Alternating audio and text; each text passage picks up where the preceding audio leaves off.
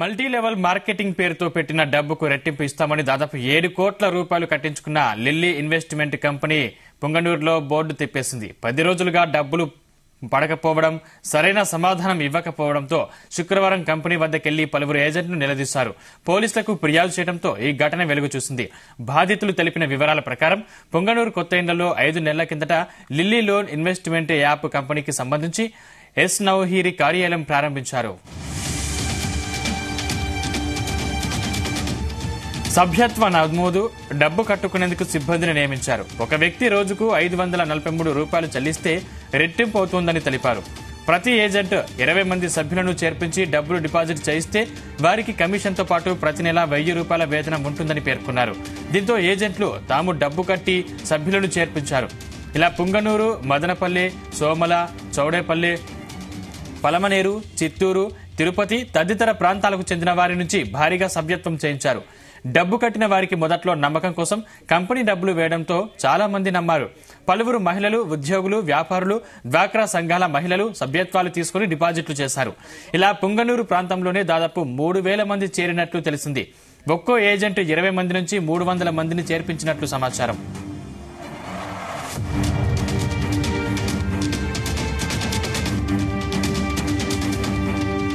Lily యాప్లో deposit చేసిన వారికి 10 రోజులుగా కంపెనీ ఎలాంటి డబ్బులు చెల్లించలేదు.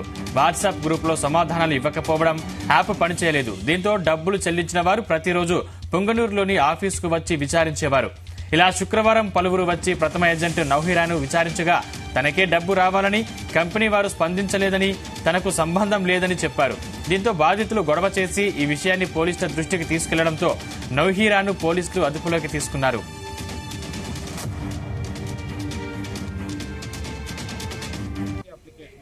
ఆఫీస్ ఓపెన్ చేశారు మున్సిపల్ స్కూల్ ఆపోజిట్ లో. అలానే మదనపల్లిలో, చౌడేపల్లిలో, తిరుపతి కొన్ని ఏరియాలో ఆఫీసెస్ క్రియేట్ చేశారు. Lilly application actually original office గూర్ఖాండ్లో ఉంది. ఆ పేరు పెట్టి వీళ్ళు ఫేక్ ఆఫీస్ క్రియేట్ చేసి చాలా మంది ప్రజల దగ్గర ఇన్వెస్ట్మెంట్ చేపించారు. మీటింగ్స్ కండక్ట్ చేసి ఏజెంట్స్ ఒక్కొక్క ఏజెంట్ వచ్చేసి 300-400 మెంబర్స్ని యాడ్ చేయించారు. ఒక్కొక్క పర్సన్ వచ్చేసి ఆల్మోస్ట్ 50,000 నుండి 10 lakhs వరకు ఇన్వెస్ట్ చేశారు. చాలామంది చాలా పూర్ ఫ్యామిలీస్ నుండి ఇన్వెస్ట్ చేశారు.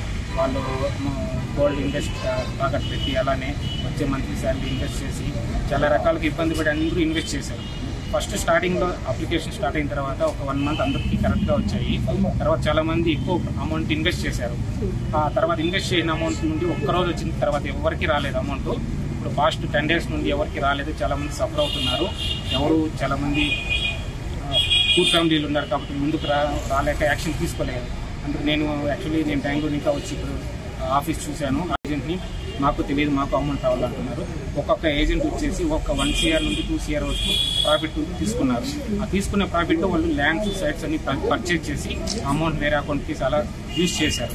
ఇప్పుడు అడిగితే మా దగ్గర ఏం లేదు, మాకు తెలియదు, amount రావాలంటున్నారు.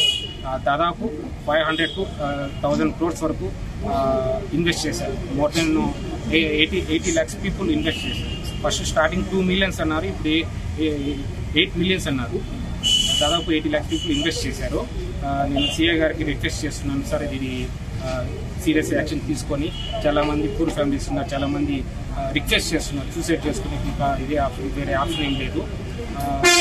Not even 5K 10K కాదండి, చాలామంది 5 lakhs 6 lakhs ఇన్వెస్ట్ చేశారు. చాలామంది ఫ్యామిలీ లేడీస్ కూడా ఉన్నారు, చాలా బాధపడుతున్నారు.